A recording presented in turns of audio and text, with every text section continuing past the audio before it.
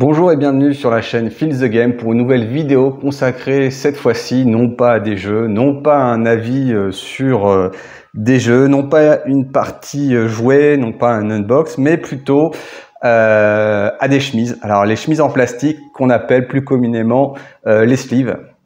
Les sleeves qui sont un accessoire de jeu, qui sont assez importants, voire essentiels pour beaucoup de joueurs qui jouent au jeu de deck building, parce que vous êtes souvent amené à mélanger les cartes, à les brasser, à les distribuer, à les triturer un peu partout. Et puis parfois, il y en a qui aiment bien manger des chips et boire de la bière en jouant avec des cartes, avec des risques de renversement et de taches de gras, etc. Et ça, c'est l'horreur. Et donc, la plupart des joueurs habituels pas les joueurs occasionnels, mais les joueurs qui sont très réguliers, voire très assidus, en général, sleeve leurs cartes. Sinon, effectivement, vous avez une problématique que les cartes s'abîment, qu'elles soient marquées ou tout simplement qu'avec l'usure, les bords blanchissent. Et le souci, ça peut être aussi que c'est pas très joli, mais surtout que vous puissiez reconnaître parfois les cartes. Ce qui va évidemment fausser un petit peu votre jeu et votre partie. Si vous reconnaissez une carte, c'est assez, voire très très désagréable. Et donc, les sleeves, vous les utilisez un petit peu pour d'autres jeux aussi. Voilà, je vous ai présenté Dune Imperium. Là, vous avez par exemple aussi les jeux Marvel Champions. Donc, j'ai fait quelques parties sur la chaîne. Et donc, voilà, même Spirit Island, où les cartes sont slivées. Sur Aeon Sen, elles n'étaient pas slivées, voilà. Comme quoi, je le fais pas systématiquement. Ça dépend vraiment des cartes quand elles sont fragiles ou pas, ou que je vais les utiliser beaucoup. Par exemple, vous voyez peut-être sur les vidéos d'Arkham, je ne sleeve pas les cartes rencontres. Voilà, ou même sur Marvel non plus, je ne sleeve pas les cartes rencontres parce que je considère que comme je les mélange pas souvent, voire pas du tout, il n'y a pas trop d'intérêt de les sleever. Le sleeve, c'est vraiment pour l'effet de mélanger les cartes et donc qui les abîme beaucoup. Donc, ce que je vais faire dans cette vidéo, c'est vous présenter 4 formats de cartes différents, en sachant que, pour la petite histoire, c'est uniquement des cartes, des sleeves normaux. C'est-à-dire que je ne parlerai pas dans cette vidéo des sous-sleeves. Les sous-sleeves sont une chemise dans la chemise et qui permet de protéger, de surprotéger même les cartes. Donc c'est vraiment utilisé pour ceux qui ont des cartes de valeur. Donc quand je dis de valeur monétaire notamment, parce que dans le monde de la collection, si jamais vous souhaitez les revendre, une carte neuve vaut éminemment beaucoup plus cher qu'une carte abîmée, et voire des cartes pour un jeu unique que vous ne pourrez jamais récupérer. Donc voilà, donc ça c'est vraiment pour les gros hardcore collectionneurs. Pour le joueur standard, les sleeves suffiront, les sleeves standards. Alors dans l'histoire du sleeve, vraiment c'est Magic qui a lancé tout ça parce que c'est lui qui a mis le format standard, un format de 63-88 je crois. Parfois les millimètres sont un petit peu différents, alors parce que normalement c'est fait sous forme de mesure américaine. Donc voilà. En tout cas, gardez en tête qu'en norme européenne c'est 63-88, parfois 66-91 les normes de sleeve que vous devez utiliser. Parfois, si vous avez des boutiques, je dirais un petit peu proches des joueurs, vous pouvez parfois demander aux vendeurs s'ils n'ont pas la possibilité de vous montrer le sleeve pour que vous essayiez vos cartes, voir si ça matche bien avec les cartes que vous avez. Je sais que certains vendeurs l'acceptent de le faire, voilà, donc je vous le dis. Après, certains ne sont pas autorisés à le faire, ne peuvent pas, mais voilà. Idéalement, c'est vrai qu'il faut vraiment essayer ces sleeves avec vos cartes pour voir si vraiment la texture, le toucher, tout correspond à vos goûts et aussi comment la carte va rentrer dans le sleeve, voilà, parce que voilà, moi je vais vous présenter 4 types, donc vous allez voir qu'elles sont relativement différentes, alors que c'est des marques différentes, des fois c'est les mêmes marques, il peut y avoir des différences assez frappantes. Donc je vais vous parler notamment des Dragon Shield. Alors les Dragon Shield, je vais commencer, ça va être le Dragon Shield Clear classique. Donc c'était des cartes que j'avais achetées au début. Alors c'est la marque la plus haut de gamme, on va dire, des cartes, enfin pas la carte la plus haut de gamme, c'est l'une des marques les plus haut de gamme qui sont dans la communauté des joueurs les plus reconnues, mais les plus chères aussi, donc forcément, en termes d'épaisseur, de qualité de cartes et que ça. Donc là, les Clear classiques, vous allez voir, c'est des cartes qui sont relativement grande. Normalement, vous voyez sur la boîte, vous avez la mesure, et là la mesure elle est là, 63-88 avec la mesure à type américaine. Voilà. Et vous avez, donc je vous ai mis plusieurs fois la même carte, courage inattendu par exemple. Et vous voyez que la carte, pour moi, à mon sens, elle est un petit peu, elle nage un peu dans son maillot, quoi. Vous voyez, elle nage dans sa chemise et c'est pas forcément ça que j'ai utilisé. Je l'avais essayé parce que tout le monde m'avait dit que c'était bien. Alors le souci, c'est que déjà, ça coûte à peu près une dizaine d'euros les 100 livres, donc vous voyez que c'est relativement cher par rapport aux d'autres que je vais vous présenter.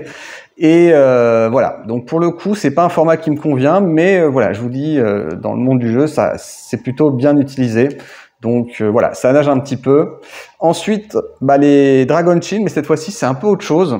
Voilà, donc là, pour le coup, c'est vraiment le Dragon Shield Matte Clear. Voilà, ne vous y trompez pas. Donc 10 euros, j'ai vendu chez ce vendeur. Et par contre, voilà, pourquoi je l'ai sorti 2 fois? Parce qu'il y a 2 façons de les poser, on va dire. Enfin, pour moi, il n'y en a qu'une, hein, mais la personne qui me les a prêtés, effectivement, les utilise de manière un peu bizarre, je dirais. En fait, ces cartes-là, alors vous voyez déjà qu'elles sont un peu plus cintrées, je pense, que l'autre. Ça se voit tout de suite, normalement. Ouais, donc c'est un peu plus cintré, me semble-t-il. Alors, je vais essayer d'être droit. Vous voyez, elle est un peu moins haute. Et par contre, elle fait vraiment, a priori, la même largeur. Voilà. Mais elle est un poil moins haute. Vous voyez, ça déborde. Hop, est-ce que je suis bon? Voilà. Donc, normalement, ouais, elle doit avoir un petit millimètre d'écart, si je me trompe pas. Voilà, donc ce petit millimètre, à la longue, il est important. Et la particularité de cette carte, autant celle-ci, la Dragon Shield Clear Classic, était vraiment transparente des deux côtés. Là, vous avez un petit effet. Alors, je sais pas si on le voit.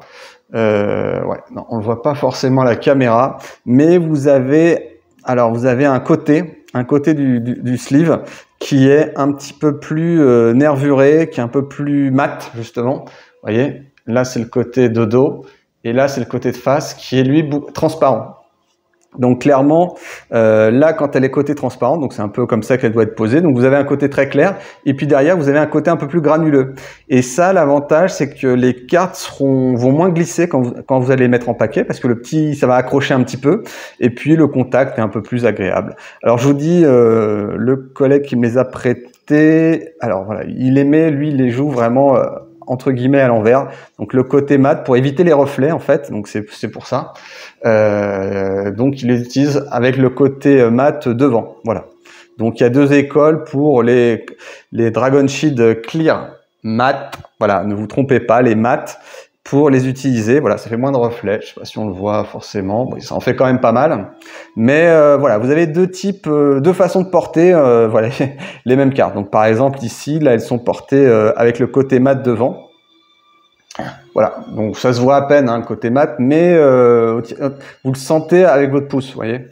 Là, quand je fais défiler les cartes, je sens le côté un peu plus rêche qui est devant et le côté lisse qui est derrière. Donc là encore, Dragon Shield, je vous dis, c'est a priori l'une des meilleures qualités de cartes. C'est pas celle que j'utilise, donc si vous regardez mes vidéos, je utilise une autre marque que je vais vous présenter. La marque Ultra Pro, voilà, Ultra Pro. Alors pour le coup, Ultra Pro, là, vous voyez, c'est un paquet de Ultra Pro que j'ai là, voilà, que j'ai mis ici, pardon, voilà, que j'ai là. Donc, comme il est un peu anonymisé, je vais vous montrer ce que ça donne quand on l'achète, parce que, en fait, comme elles sont vendues dans des paquets comme ça et qu'il y a 2 boîtes 2 x 50, donc j'ai pas gardé forcément l'extérieur. Donc voilà, il vous donne 66,91, mais c'est le format Magic, hein, vous voyez. Donc c'est juste que les arrondis sont un peu différents. Voilà, donc moi j'utilise l'Ultra Pro, enfin c'est pour les cartes que j'utilise le plus souvent, quasiment tout le temps. Alors l'avantage c'est qu'en plus, alors voilà, c'est une chose importante, j'aurais peut-être dû le dire en début, mais si vous avez une marque de sleeve, essayez de rester avec cette marque en sachant qu'il vaut mieux qu'il y ait une marque qui soit relativement populaire ou qui soit un peu solide, parce que moi j'utilise tout le temps la même marque. Alors vous le voyez, elle est vendue déjà moins cher, hein, quasiment 2 fois moins cher. Donc effectivement, dans les choix que vous pouvez faire, l'aspect économique, quand vous avez beaucoup de deck building, de jeux de deck building, de cartes à sleever, à un moment ça rentre en compte. Hein. Donc là-dessus, vous avez voilà hein, comment dire, ces Ultra Pro. Donc c'est celle que j'utilise pour la plupart de mes vidéos, hein, que ça soit Marvel Champions ou Arkham. Donc pareil, alors vous voyez, moi ce que j'aime bien pour le coup, c'est qu'elles sont hyper cintrées. Vous voyez, c'est bien serré. J'ai une carte qui est bien dans la sleeve, bien à l'intérieur. Il n'y a pas de bout qui dépasse. Vous voyez, ça, c'est à peine moins haut encore, mais donc je gagne un peu en hauteur. Et par contre, la largeur est quasiment équivalente. J'ai pas trop d'écart, mais voilà, le petit millimètre en moins. Bah, je trouve que ma carte nage moins dedans et c'est plus sympa. Donc c'est la carte, je dirais la marque un peu de compromis entre le haut de gamme, c'est du moyen de gamme et c'est plutôt pas mal. C'est assez solide. Moi j'utilise les transparentes ou les gloss, je crois que ça a changé de nom. Mais toujours est-il que par contre dans ses défauts quand même, c'est que c'est des cartes qui vont quand même se tacher un petit peu, moi à l'usage. Enfin, elles vont prendre un petit peu les taches de gras des doigts, hein, tout simplement. Et donc, au bout d'un moment, limite, j'ai été obligé de les rincer, quoi, hein, de prendre un petit chiffon et de les nettoyer parce que c'était vraiment un petit peu trop crade pour celles que j'utilisais depuis plus d'un an. Voilà, ça a pris quand même pas mal de temps. Mais voilà, je les utilise toujours. Donc Ultra Pro, voilà, vous pouvez trouver à 5, 6, 7 euros à peu près pour 100 cartes. Alors la petite particularité qu'elles ont, on la voit peut-être là un petit peu, je vais essayer de voir, c'est qu'elles ont une petite pastille ici. Alors on le voit un peu mieux là peut-être. Ouais, non plus, voilà, elles ont toute une petite pastille. Je vais voir si celle-là c'est du bon. Non, celle-là c'est transparent, vous voyez. Mais elles ont une petite pastille qui vont permettre là encore que les cartes ne glissent pas trop. Là on le voit mieux, voilà. On voit cette petite pastille là et ça permet d'accrocher un peu la carte quand elles sont en pile. Ça marche pas super, hein, on va pas se mentir. En tout cas, a priori, ça devrait être mieux avec que sans et ça permet d'avoir une petite accroche. Ou éventuellement. Alors le souci, c'est que des fois, moi, je me suis jamais concentré pour savoir dans quel côté de les mettre, donc c'est un peu dispersé. Mais normalement, vous les mettez d'un côté sur le dos du carte ou plutôt côté dos de la carte, et pour que ça accroche bien. Des fois, moi, j'ai pas fait attention, donc je les ai mis devant, voilà. Mais c'est le petit côté plus de ces cartes, on va dire un peu moyen haut de gamme, c'est d'avoir justement des petits dispositifs pour que ça accroche un petit peu moins. Alors est-ce que c'est du marketing ou de la science physique, j'en sais rien, mais en tout cas voilà, c'est la carte que j'utilise, voilà, donc le plus souvent. Et enfin je voulais vous présenter des Maydays aussi. Alors c'est des sleeves légers. Voilà, 63,5, 88, bon, peu importe, hein. Mais vous allez voir tout de suite, elles sont vraiment pas chères. Je vais essayer de vous retrouver par exemple le prix. Donc, allez, je vais remettre la caméra dans le bon sens. Voilà. Donc, par exemple, celles-ci, elles sont vendues 2,50 €, vous voyez. Et c'est vraiment du sleeve très léger, comme vous allez le voir. Alors, je vais vous montrer. C'est pas censé être des sous-sleeves, mais voilà. Alors ça, c'est quand on est fauché ou quand on n'est pas très regardant sur la qualité des sleeves. Alors, vous voyez, en fait, elles ont une petite tendance à flotter vraiment. Autant, vous voyez, là, le plastique ne colle pas. Alors, c'est plus mince aussi. Et voilà, c'est juste que c'est des microns en moins sur l'épaisseur du plastique, donc forcément ça coûte moins cher en plastique, et donc forcément en termes de prix, c'est moins cher, c'est 2,50 €. Donc par exemple 4 fois moins cher que les Dragon Shield et 2,5 fois moins cher que le Ultra Pro. Donc effectivement, si vous en avez en masse et que vous n'êtes pas trop regardant sur la qualité, ça va protéger vos cartes clairement, hein, ça protège les cartes. Maintenant, je trouve que quand vous les avez en paquet, vous voyez, moi j'en ai utilisé au début pour Gloomhaven par exemple, et voilà, j'ai le doigt si ça fait du reflet, quand vous le touchez, ça flotte un petit peu et c'est super désagréable. Donc moi je les ai achetés une fois, je les rachète plus et je les utilise quasiment plus, donc c'est presque bon à jeter pour moi, hein. Mais voilà, je vous mets l'Ultra Pro à côté, vous allez voir que c'est vraiment pas mal. Mais voilà, ça existe. Si vous avez beaucoup de cartes à sliver, etc., et que ça vous tente, moi je sais que j'en connais d'autres qui les utilisent et ça les dérange pas. Et économiquement, c'est vrai que c'est beaucoup plus sympa, hein. De toute façon, moi, je ne sleeve, par exemple, pour revenir aux cartes Ultra Pro que j'utilise, si vous achetez un 100 cartes, moi, je sleeve et je désleeve, hein. Quand je fais mon deck, comme j'utilise en moyenne 50 cartes, 40 cartes, je sais plus exactement, oui, 30 cartes, plus quelques-unes sur un deck Arkham, 40, ouais, c'est quoi, c'est 40, oui, pareil, c'est 30 cartes à peu près en moyenne. Voilà, vous pouvez utiliser pour 1 ou 2 paquets, et puis quand vous changez les cartes, vous les déslivez, vous les reslivez. Alors c'est plus gênant, mais voilà, c'est aussi une solution, hein. Mais voilà, les Maydays, je les ai achetés, pas top, je n'apprécie pas. Donc, vous voyez, vous avez plusieurs choix.